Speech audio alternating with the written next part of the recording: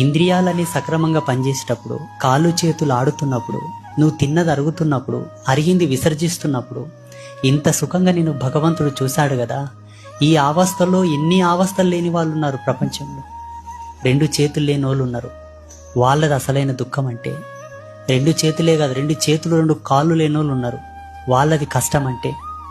తిన్నది అరగని వాళ్ళు ఉన్నారు ఎంతోమంది. వాళ్ళది బాధ అంటే. అరిగింది విసర్జించలేని వాళ్ళు ఉన్నారు, మోషన్ ట్యాబ్లెట్ వేసుకుంటున్నారు.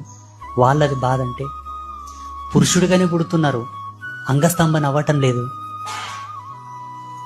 సమాజంలో తనను తను ఇట్లా నిరూపించుకోవాలి, చెప్పుకోవాలంటే సిగ్గు. సమస్యలంటే వీలవి, కష్టాలంటే వీలవి.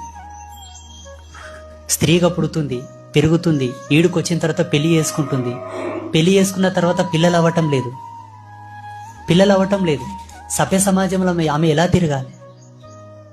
ఈనాడు నీకు పెళ్ళి అవుతుంది, పిల్లలు పుడుతున్నారు, కాళ్ళు చేతులు మంచిగా పనిచేస్తున్నాయి, అన్ని ఫంక్షనాలిటీ మంచిగానే ఉన్నాయి.